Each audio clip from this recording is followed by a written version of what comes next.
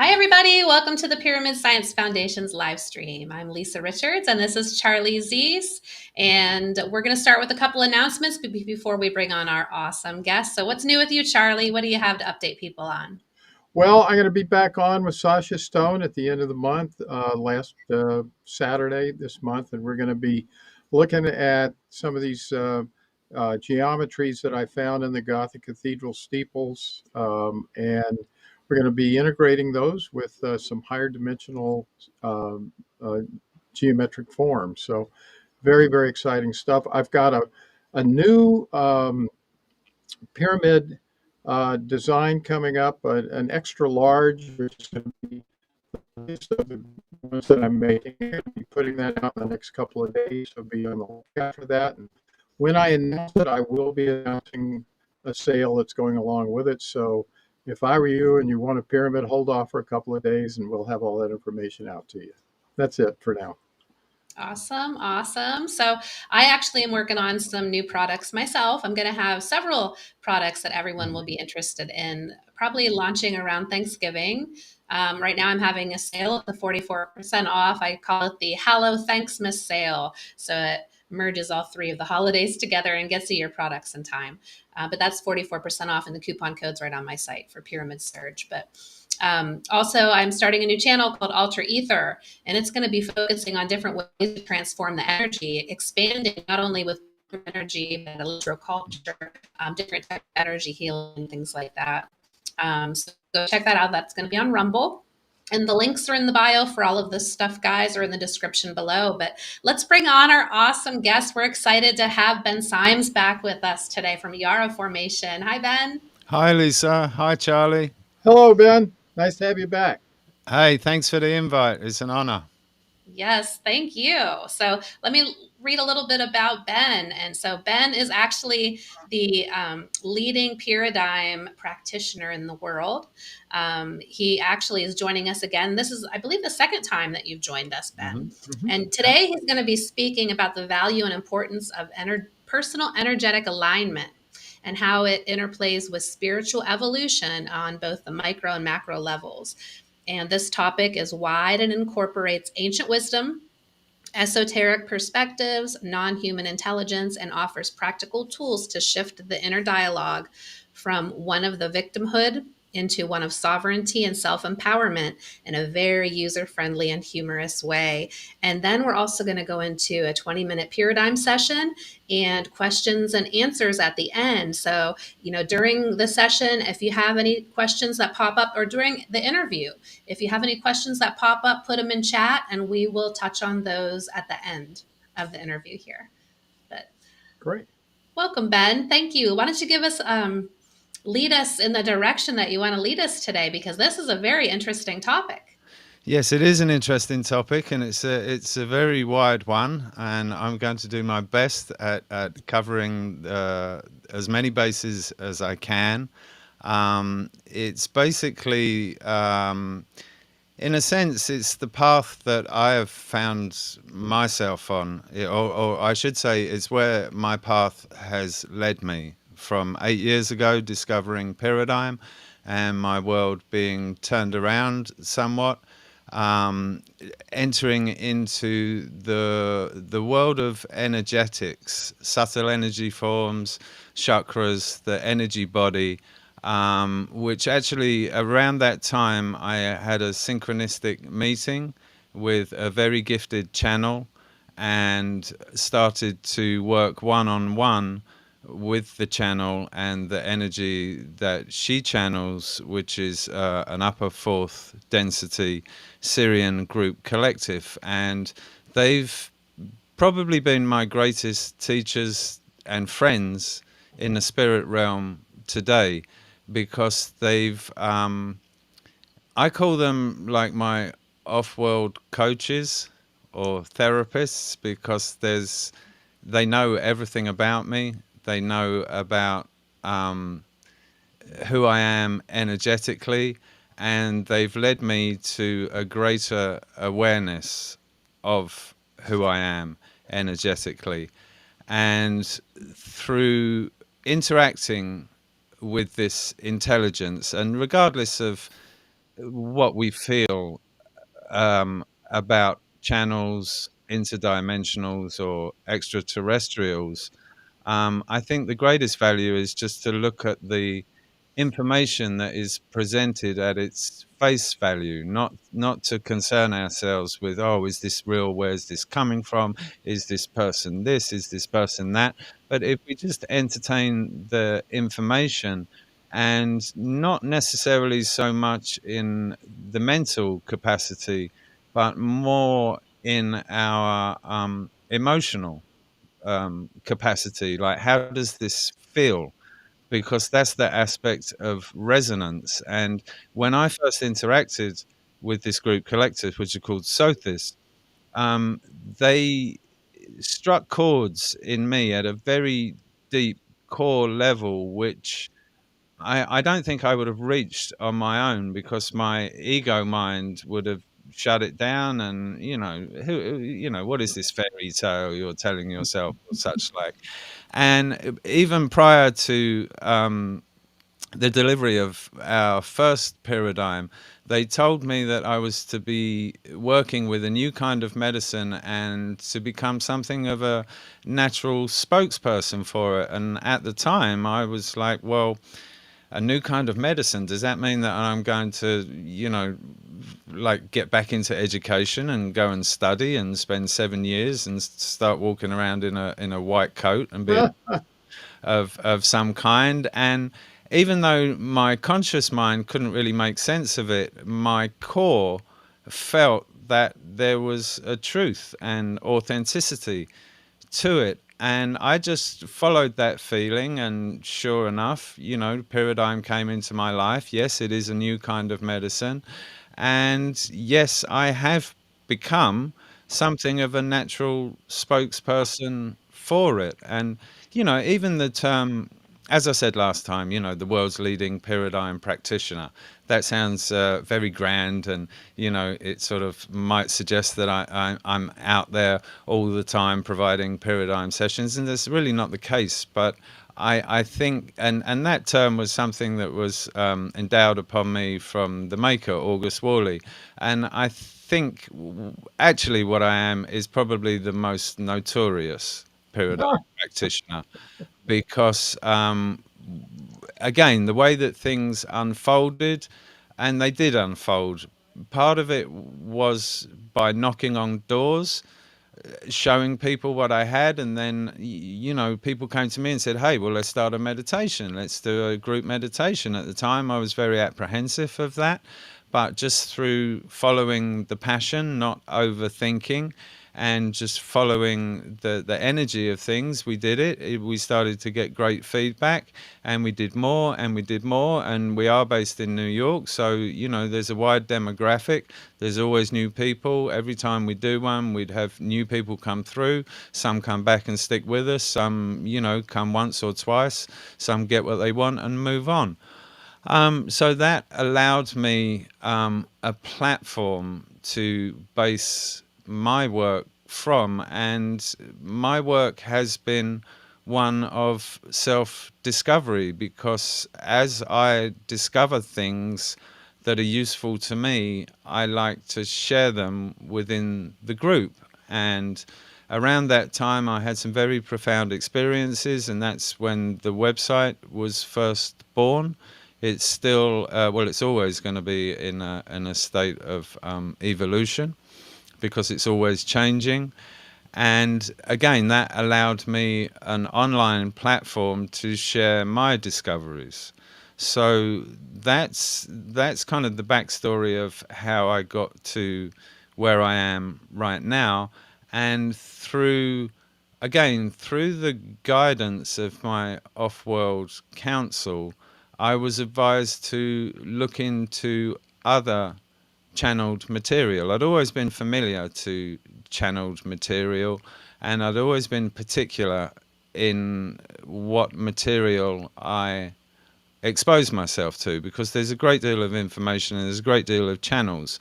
And it's not to say that any one is better or worse than the other. That's just a human constraint and judgment. It's really a matter of what we resonate with, because people say, oh, but this is the truth, this is the truth. The truth is our own. It's a very misleading term, and again, when people stick to it, it tends to become quite dogmatic. So for me, I'm really quite particular in the channels that I work with, because when I find something that resonates with me, I dig into it more and more and more, and that generally leads me to another and some more information, and everything shifts and changes. So the information that I'm going to share today, and again, it's just my perspective. It's the things that I've gathered along my own path towards self-discovery, as I like to put it. And the main influences are Sothis, the channel that I've worked with for 8 years, Lisa Royal Holt, whose work I find to be extremely practical in these times of transition. Bashar also, because his principles are quite undeniable, and if we follow them, it's a very good guide. And there's a new channel that I've come to work with, who graduated through the mentorship of Lisa Royal Holt, and her name is Dr. Yafi Yair. So these are my main influences right now, within the channeled aspect. And then there's the information, from the scientific realm, the world of quantum physics, which is really, pushing the envelope when it comes to understanding who we are as energetic beings, and the structure of the universe and how things work. There's a great deal that we can get from that. So what that leads into is the first question that I like to ask is, what are we made of? Because we tend to think of ourselves as these physical beings, and the way that Western science has been, since the rise of Darwin, really, is to think of the body as just this mechanical device, which is purely biological, and there's an absence of spirit. But when we look at the physical vehicle, because it is a vehicle, I believe, for spirit to have the physical experience, when we look at what it's made of, it's tissues and organs, cells, molecules, subatomic particles, or atoms, subatomic particles. And when we get down into that realm of quarks and such like, it's really energy vibrating. So that has really helped me to understand how we are energetic beings, because when I started to work with Pyradym and understand that everything is energy, I was still struggling with that concept. Okay, well, everything is energy, but how is it energy? This is physical, this is solid. If it's energy, then what forms the structure, what holds it all together? So from entertaining that perspective, it's allowed me to widen my comprehension of the energetics. And so we understand that everything that exists, all that we know, is energy, and it's energy vibrating. But then taking that a stage further, we have to ask, what is the driving force behind that energy? Where does that energy come from? And this was, it's a simple answer when you hear it, but this was something that really opened me up recently when I learnt this, and this came through Lisa's work. And it's basically, it's consciousness. Western science struggles to understand where consciousness comes from, and there's seems to be something of a common belief that it's the byproduct of the mind, which is kind of ludicrous in itself, but hey. But if we just entertain this perspective that behind all energy is the driving force of consciousness, and therefore there is but one consciousness, and we can call it God, we can call it spirit, it has many names, but everything that we know and understand is energy. And then if we replace energy in that equation for consciousness, we have the simple understanding of consciousness is in everything. And as we are a part of that ocean of consciousness, then everything is us.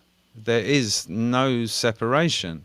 And then to understand physical reality, which is the illusion of separation. And again, this comes from off planet perspectives where there is but one consciousness and it can be anything that it wishes to be, but until it decides to be something, it's just this it's this pool of still water in a sense. And I believe this is what we refer to as the void. So coming from that that place, the one consciousness had the idea, the thought of, I wonder what it would be like to experience separation, knowing that there could never truly be any separation because all is one. So therefore, it would have to create a playing field where we could experience the illusion of separation. And the purpose of the illusion would be for the one consciousness to experience, to learn, and evolve itself from those experiences. So as we are all fragments of that one, having our own individual and unique experiences, we are all, in a sense, contributing to the evolution of consciousness. And then for me, this was a game changer because it really allowed me to understand how everything is sacred, everything has its own level of consciousness, whether it's mineral, plant, animal, or spirit. It, as it comes from the one consciousness, it can never be anything but the one consciousness. And then that really allows us, or it's allowed me at least, to interact in this world a lot more freely, with a lot more forgiveness and understanding of why things are the way that they are, and to move away from judgment, because it's very easy to get wrapped up with the rights and wrongs of things. But when you start to view it from, regardless of the human, the physical perspective of the ego mind, and judging whether something is right or wrong, when we're able to look at life from a higher vista and see that it's just the one consciousness experiencing through positive and negative. And positive and negative don't necessarily mean good or bad. It's just equal opportunities to learn. So that's been a very liberating aspect for me. And how that relates to the aspect of spiritual evolution on a personal level is, for me, with the work that I do with Pyradym and Yara formation, it's understanding how that flow of energy can be interrupted and blocked through our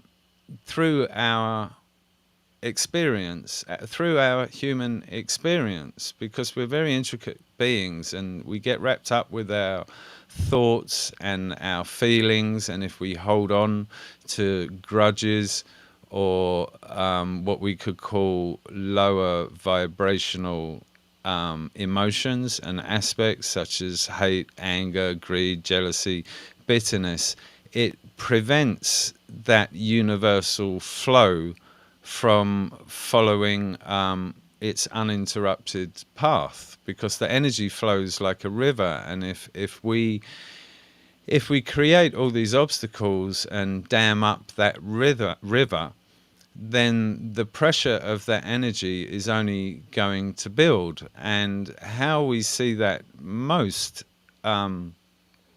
within the human physical makeup, I believe, is in our chakra centers, because the chakra centers are energy centers to distribute and manage that universal energy flow to where and when we need it most. And they affect every aspect of our physical, emotional, psychological, and spiritual well-being. So obviously, when the chakras are clear of any kind of obstruction and working correctly, that energy has a natural path to work through. When there's blockage in any of the chakras, it creates overcompensation or undercompensation of those wills, because we think of the chakras in a sense of the Sanskrit word of the wills. So understanding the importance of that energetic flow is key to living a healthy life. And again, what I've recently come to learn from off-world information is that first and foremost, the chakra system, the human chakra system, in a sense, was the first thing to form, because there has to be a mechanism that brings the cosmic energy of consciousness and interfaces with the physical denser matter to bring into a pattern of coherency that matter which forms the physical vehicle. It's like building a car. In order for the spirit, us, to sit within the vehicle, we have to build the vehicle. So this was a real game changer for me in understanding the chakra system, because again, when I got into this 8 years ago, I had an understanding of the chakra system, but I was like, oh yeah, that's all that energy stuff. I do believe it, but I don't understand it. And now I'm coming to a point where I feel that I'm beginning to understand it at a deeper level. And again, it's very liberating to come into that space. And again, in order for us to experience the illusion of physical reality, we need our senses, because our senses act like a filter to that ocean of energy. If we didn't have the filter to put things together in the illusion of solid form, then we'd be swimming in an ocean of energy that we wouldn't make any sense of. We wouldn't know where the microphone began and our arm ended. And this is something that I understand newborn children, when they come into the world, they don't have that sense of separation. They're still swimming in that ocean of energy. So in order for us to have this amazing magical experience, which is the illusion of physical reality, we need our senses. And the way that, from my understanding, that beliefs are like what holds everything together, through the collective belief, through that energetic coherency. We all believe that, yes, this is the microphone, this is that, and it creates that pattern for us to believe what is possible and what is not. And through considering the aspects of belief, one thing that always stood out to me was the placebo effect, or how does the phenomena of people walking on hot coals. how does one person walk across hot coals and be fine the other side, and somebody else walks across and they're rushed to hospital with 5th degree burns? I could never understand that until I started looking at the aspect of beliefs. And again, the placebo is a beautiful example of how belief can override physicality, or it can direct physicality. So it then becomes very interesting, because if we're honest enough to look at our beliefs and to consider that just because it's part of our belief system doesn't necessarily mean that something is possible or impossible. And again, an example of that is the Wright brothers when they put the first flight.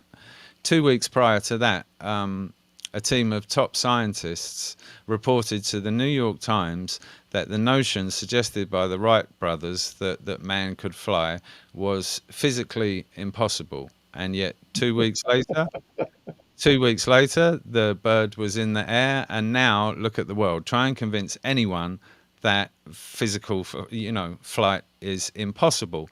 And again, I grew up in an era of Star Trek where it was the whole, transporter, beam me up, Scotty, the flip phone. Look at it now. Look at everything that we're doing here, and the aspect of smartphones. So I think that we should be careful when we cling to things as possible or impossible. And it's like Greg Braden says, miracles are miracles until science can understand them, and then they become technology. And I think we're at a point now of truly remembering spiritual beings messages. Time we have many that have told us that we are capable of a lot more than we believe ourselves to be. So and just as to throw in there, this comes from Bashar's teachings, and it states that belief, if we look at the analogy of a house, then belief is the blueprint of that house. Emotions build the structure, and thought patterns are the building materials. Behavior is the construction method, and then we have the experience, which is living in the house, that results from all of the above.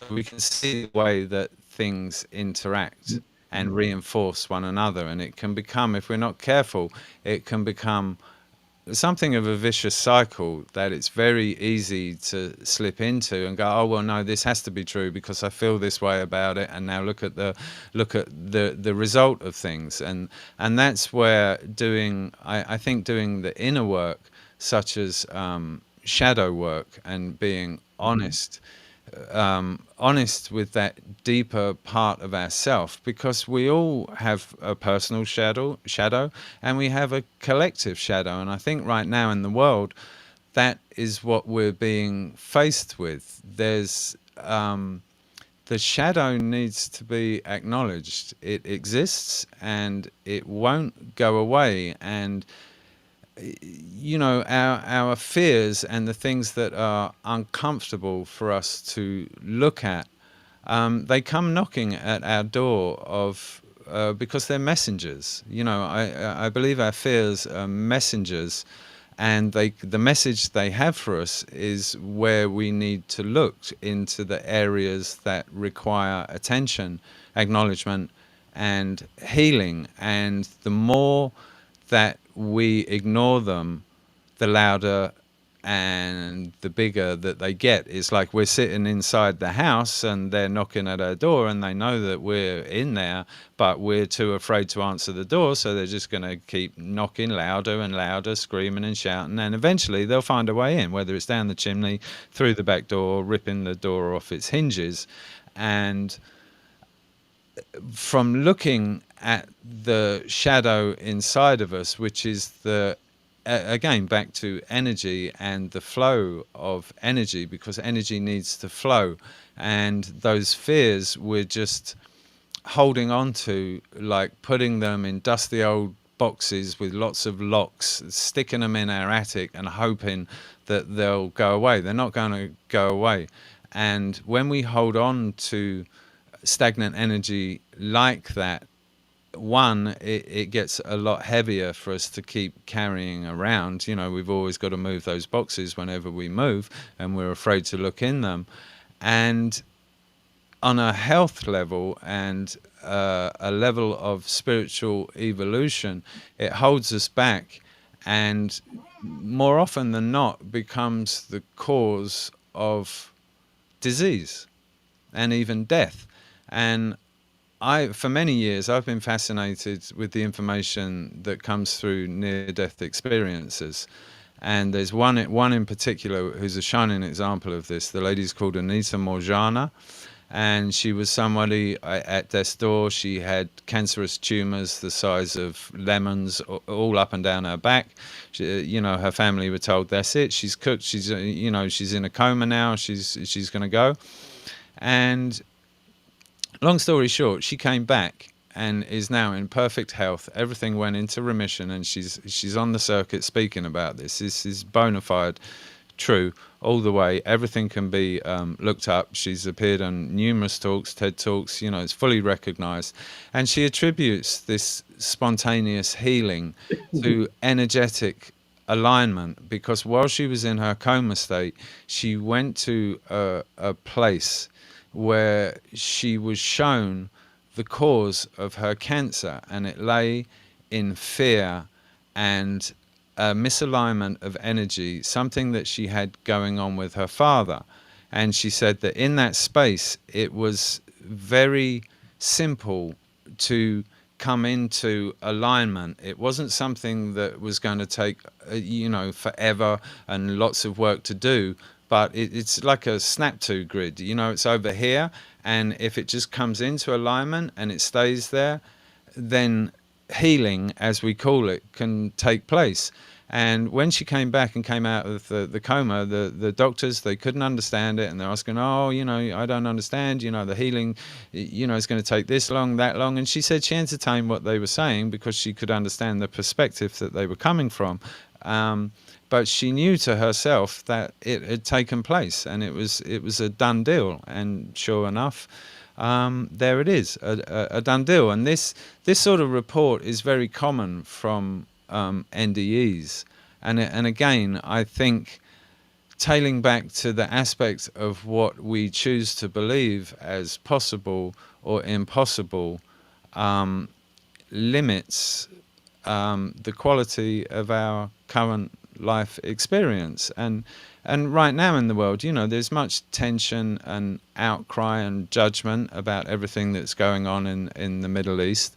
But I personally feel that what this is raising in us individually and collectively is, what do we choose? Because and what seems to be the favorite choice is ceasefire. Like, let's move past the aspect of blame and retribution and an eye for an eye, because as we know, an eye for an eye just leaves us all blind.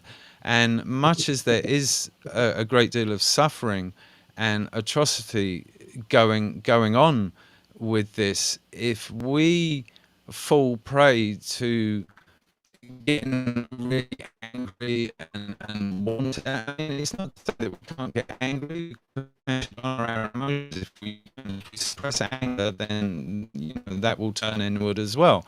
But what we don't need to be doing is harboring that anger and sitting in that energy. It's energy, so we release it and we allow other energy to come through. Anger can be a great awakener, and it's a dynamic force that can be used positively. We can transmute that anger into something a lot more positive, and that's what I see taking place now it's bringing people to the point of enough is enough. We are evolving as a species to a level now where we should realize that we should end all wars. We should get past the aspect of this is right, that's right, because everything's right, and we have to learn to live as a global community. And even with COVID, that pushed us along. It pushed us along in a very good direction to finally recognize that we are all one. We were all susceptible to it, regardless of wherever we think it came from or didn't come from, or such like. And in a sense, it did a great job of uniting us. And it's interesting, like you were saying earlier, Lisa, about how we went from that period of isolation, and now it's time to get back to that community aspects. And I do believe that it's breathed a lot of fresh air into that aspect of community, because I know many people that have been changed from it, and they were people that were kind of stuck in some stagnant ways, and they've surprised me how much they've shifted and how open they've become to finding new ways. Because even though we may not consciously be seeking new ways, subconsciously there's a lot telling a lot of us that, regardless of whatever nostalgic feeling we may have towards the old way, we know at a subconscious level that it wasn't working. And if there's one person suffering in this world, then we're all suffering, because this tails back to us looking at ourselves all as one, and without that division, fear, and separation. And now moving on to the aspects of energetic alignment, if as I was saying, if we allow ourselves to become manipulated by the external forces which are vying for our attention, they're vying for us to side this one or that one, to be angry, to be hopeless, to be fearful. If we allow ourselves to fall into that trap, then we are fueling that energy. And regardless of if we think we're fighting a good fight or such like, if we radiate a lower frequency, then as individuals, our lower frequency that we're radiating contributes directly to the collective frequency level or collective consciousness. So it's like, what can any one of us do about the state of the world today? We can operate from our heart space with compassion, empathy, and understanding for all beings, not just for those in suffering, but even for the perpetrators, not just the victims. Because if we're only sympathetic towards the victims, then again we're falling into that trap of separation and division and excluding the perpetrators. And behind every perpetrator there's a story. We see this most clearly in sexual abuse cases. It's paid forward. Most abusers have been abused. So until we are prepared individually and collectively again to look at that shadow, yes, these things do exist in our world, and it's no use ignoring them. Now, it doesn't mean that we have to go out there and become champions for any one cause, but we have to acknowledge that they exist. And if they exist collectively, they exist individually.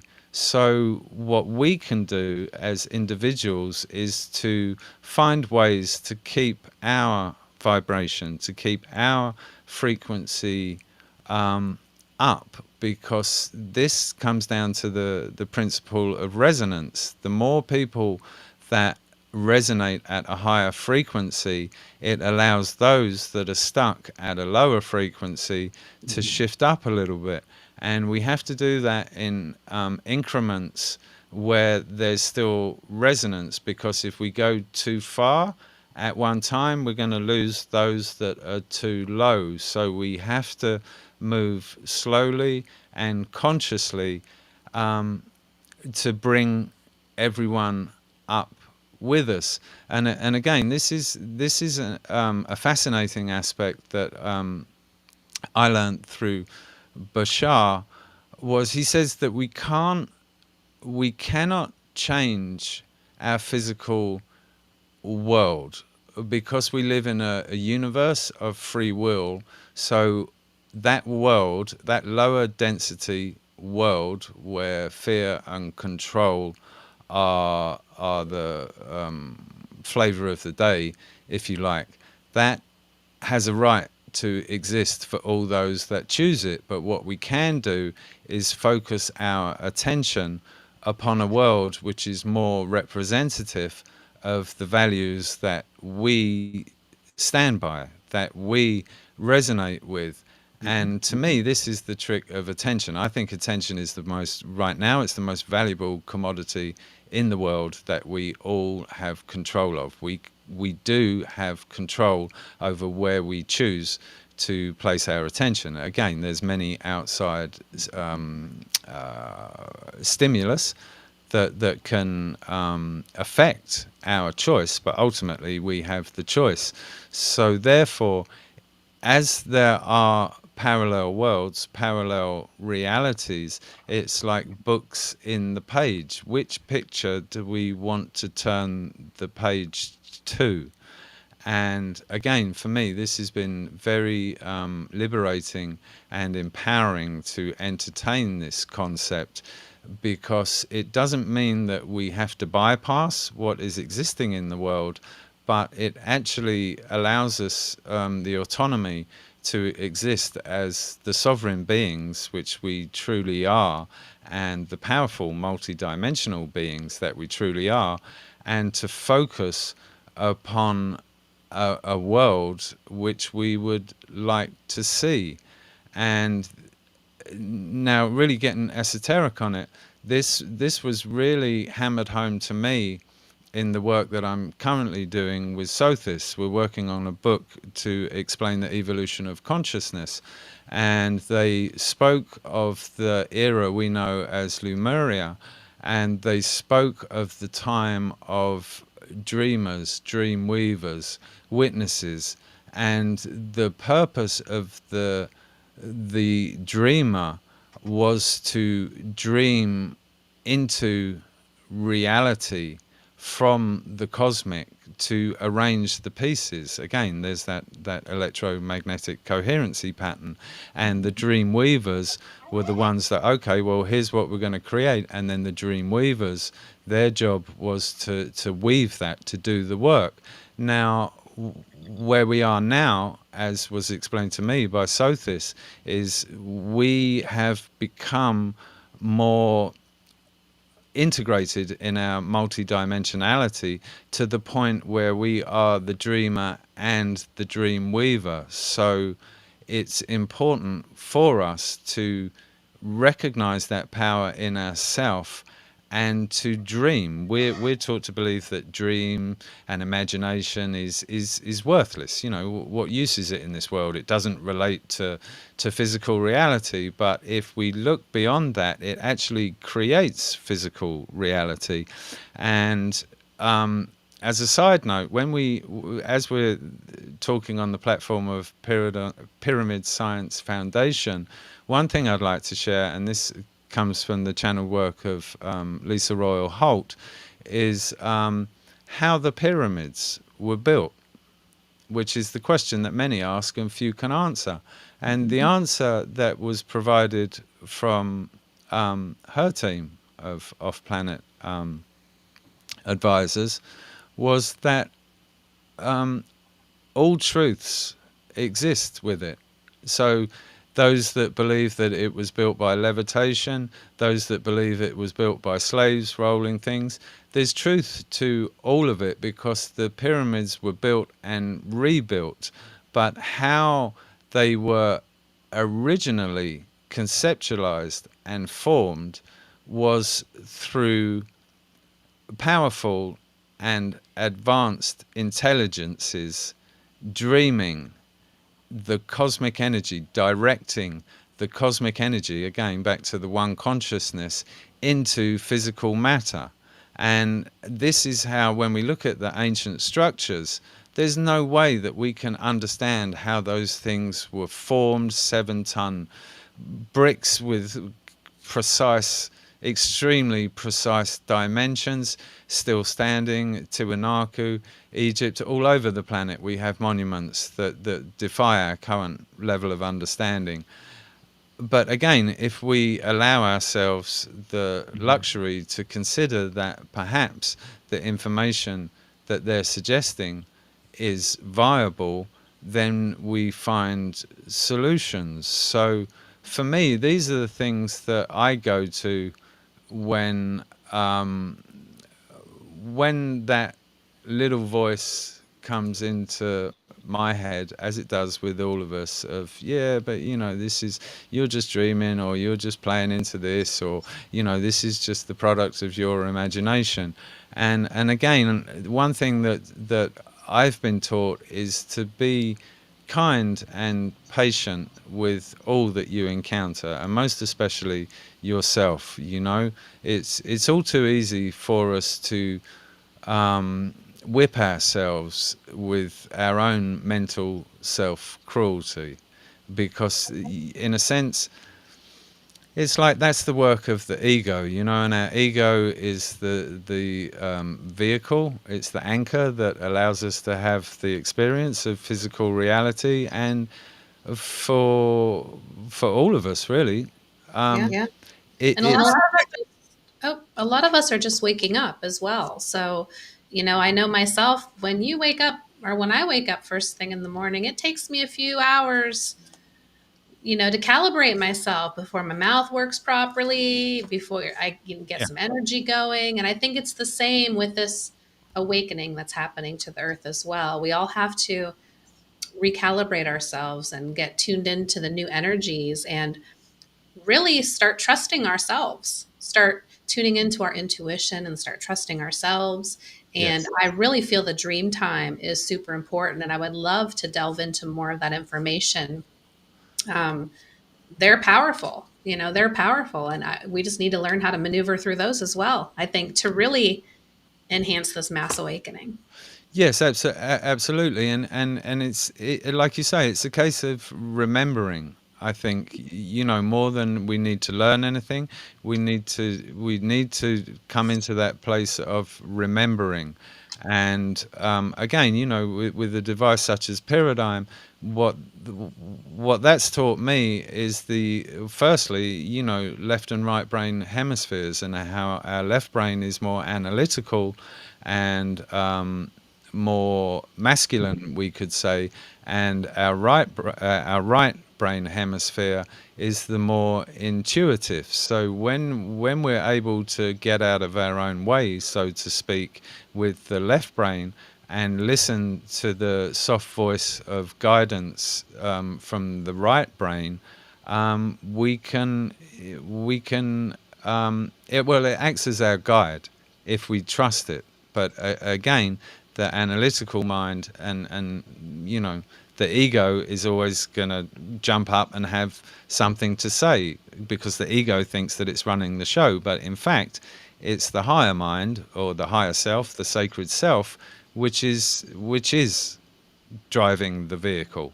It's not the ego. The ego, and again, it's not to demonize the ego or any such like, because we had to go through this process, and in the seasons of consciousness, it's part of the process. We've been in a winter cycle where we were in hibernation and we forgot, and now it's spring and we're waking up, as you say, and many of us are. And you know, for me, in offering my perspective, it's just as a voice of encouragement to listen to that soft voice of intuition. Follow your passion. Don't be deterred by you know, our own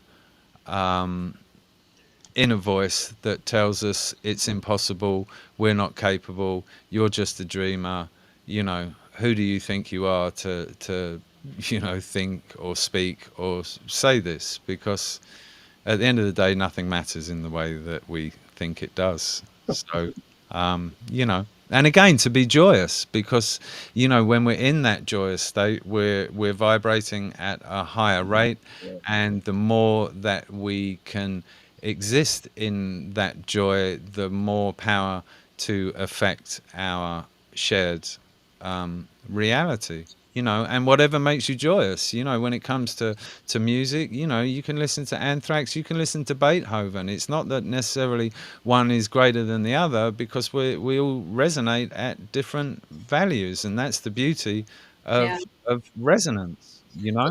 Veda Austin actually, I saw a post from her the other day. She does studies with the consciousness of water and freezing it. And then there's messages in the ice. And her son was under the impression that water did not like him because, based on Emoto's work, you know, Hmm. when you would Yeah. listen to heavy metal, it would affect the water negatively.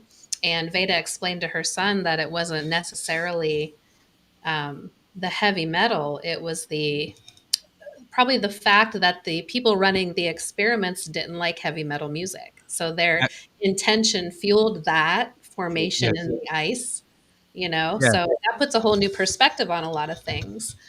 Yeah, Um, it does, and I'm really glad you mentioned that, because I saw something recently that said the same thing, and it's all about the intention. yep. Right. It's Yep. actually in Intentions. Yaffe's book, which I'll give a plug to later. So that leads to a question that I've been thinking about all the time you've been talking. I used to think that consciousness and energy were perhaps separate, but I'm starting to come to the conclusion that that's not necessarily true. So I'm just looking for your thoughts.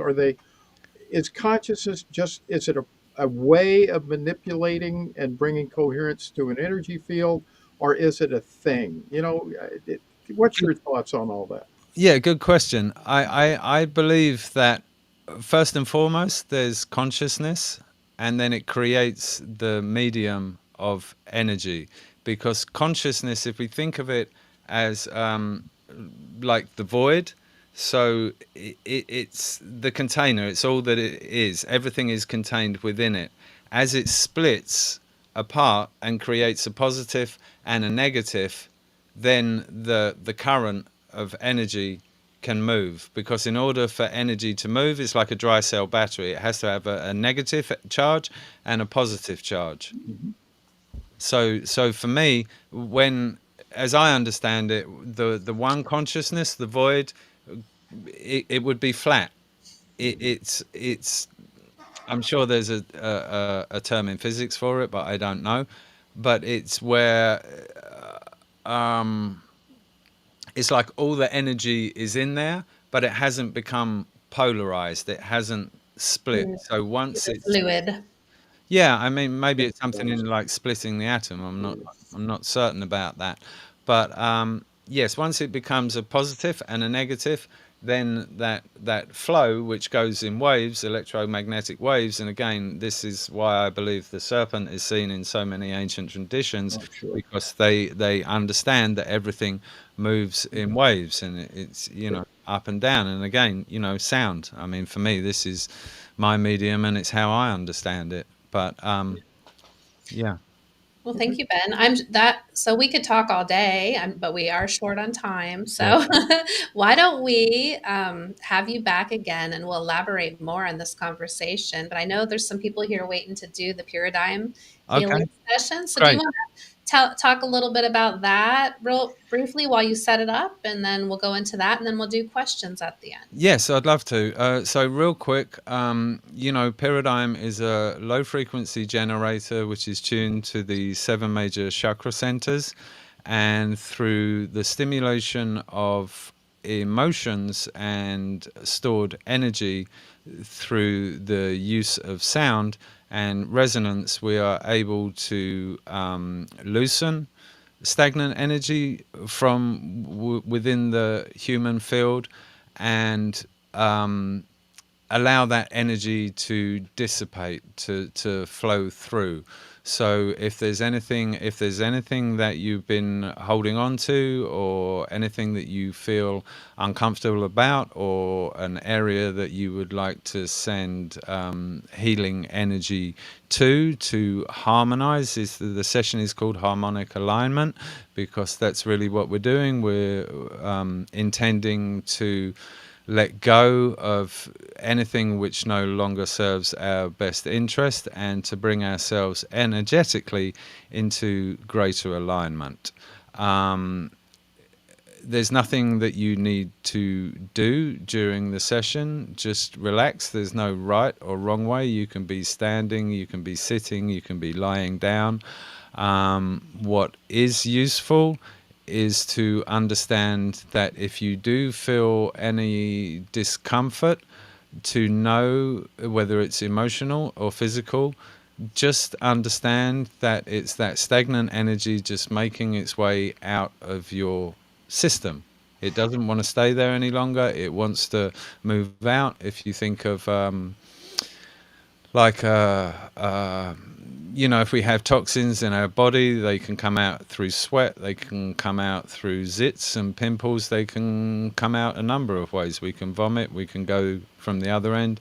It's just energy making its way out. So simply observe whatever arises. Don't judge whatever you see, feel, or think. Allow it to just make its way out. And what else is there to add to it?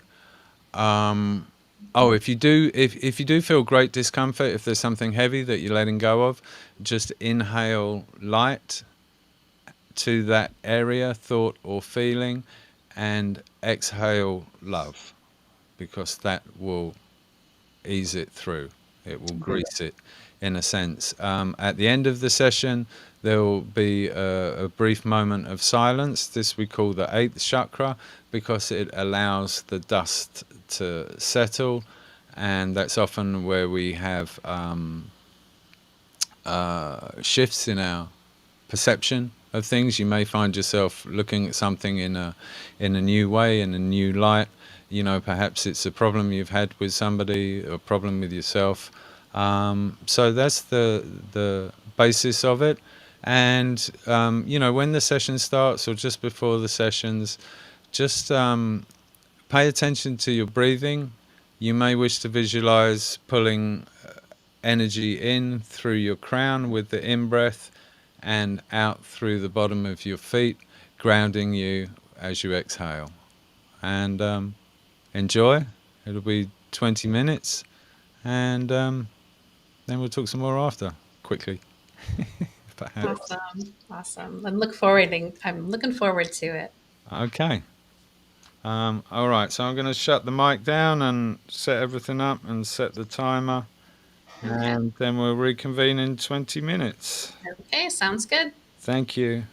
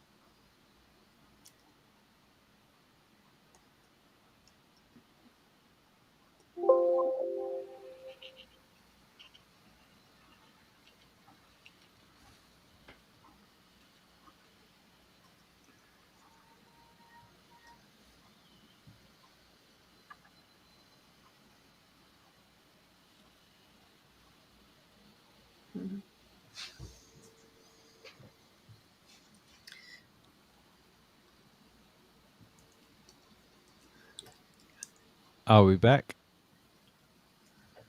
Yes. Back. We're back. That was very nice. Yep. Thank you. I thought I was going to fall asleep a couple times. I did. Did you? Yeah, Yeah, you weren't that's watching my head bobbing. that's great. It does slip us into the theta delta range, Yeah, yeah. which is, theta's most conducive to deep meditation and healing, and delta's where we go when we sleep. So Mhm. quite often we get the experience of being on the edge of those two brain states, which is an interesting place to swing. It's like a hammock, you know. It's like you're kind of asleep, but you're not. Um, so good. Very nice. Very Yeah. nice. Yeah. Well, if anybody has any questions, we have Ben for a few more minutes here and he can answer a few Well, questions. So just put I them in the chat. Go ahead, Charlie. I was just going to say I experienced some sensations. I don't know if these are normal, abnormal. I don't know what that means anyway. But I started experiencing some smells that I hadn't realized until I kind of got into the session. That's the first thing, and then of course I was very sleepy. I also noticed. Oh, gosh, I was so dreamy. I'm forgetting. Uh, I had.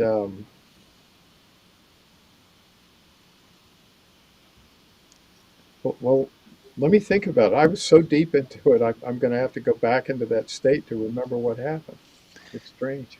Yeah. Take your time, because again, when we're in that meditative state, it's more of our right brain. So the left brain function is more Yeah, I suppose. communication. It's Yeah. sometimes hard to find the words. Well, I also noticed some throbbing or at least some sensations in the temples later on in the session as well. Um, all things that, uh, and sensations in the tip of my tongue. So, Interesting. yeah, yeah, Hmm. Yeah, it goes where it needs to. yeah, I You guess know, so. I've learned to trust that. We don't always understand it with our conscious mind, but Right, right. you know, Well, that's right. on the energetic level, it tends to know where it needs to go most. Yeah. Well, I don't see any questions from anybody, Ben. So do you want to have any last words for today? No, just again, thank you for the opportunity.